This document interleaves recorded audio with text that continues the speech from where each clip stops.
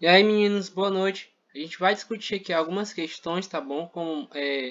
Como nossa, para ser aí a nossa aula de recuperação, beleza? A gente vai resolver essas questões, apontando o que está certo, o que está errado, né? E o porquê que está certo e o porquê que está errado, beleza? Essa aula de hoje tem a finalidade de auxiliar vocês aí na prova de recuperação, porque a prova da recuperação vai ser extraída justamente dessas questões que eu vou apresentar para vocês hoje, beleza?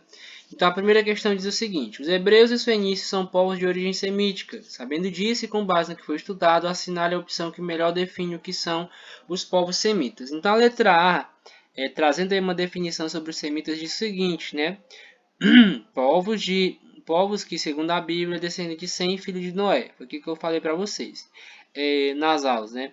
Membro de um dos povos da Península Arábica que falam ou falaram línguas semíticas e que são hoje representados pelos hebreus, árabes e etíopes, e em tempos antigos também eram pelos babilônios, assírios, arameus, cananeus e fenícios.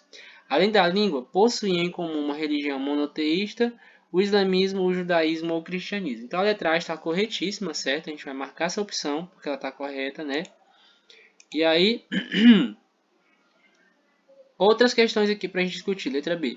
Povos que vieram das proximidades do Mar Negro, do Mar Cáspio, não, tá errado, né? São os indo-europeus. Também conhecidos como jônicos ou iônicos, eram povo indo-europeu, não eram indo-europeus, né? Eram semitas.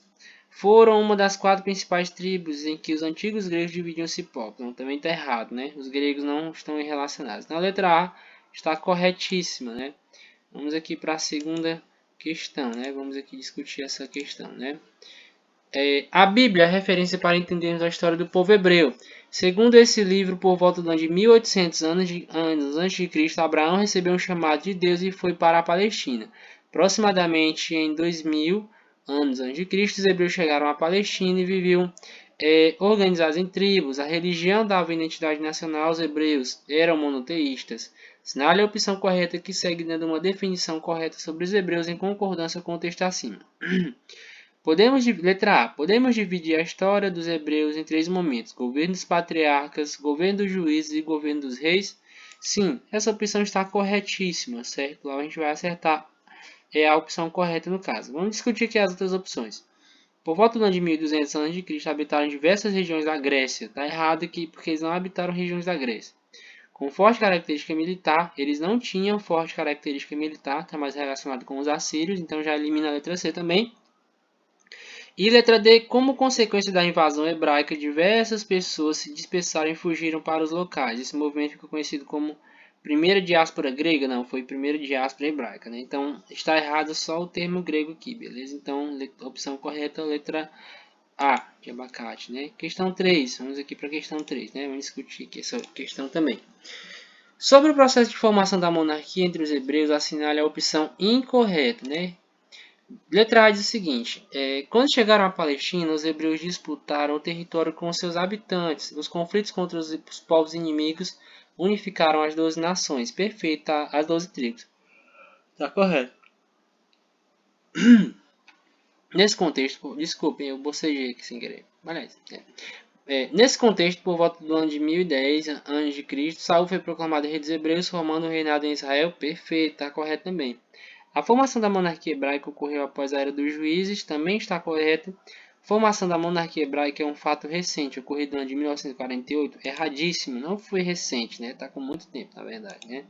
Então, questão 3, a opção correta é a letra D de dado, beleza?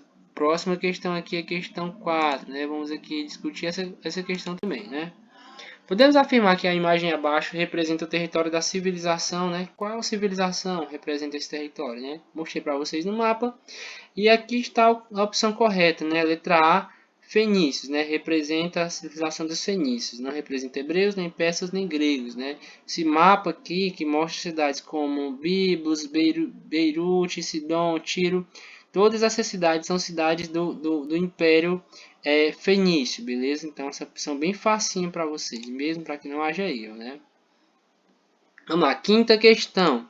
Quinta questão diz o seguinte: a proximidade com o mar e o início das trocas agrícolas com os egípcios deram condições para que o comércio marítimo se destacasse como um dos mais fortes setores da economia fenícia, tanto que essa relação deu origem ao sistema de governo fenício conhecido como democracia. Não, a democracia é mais romana, foi inventada na Roma Antiga.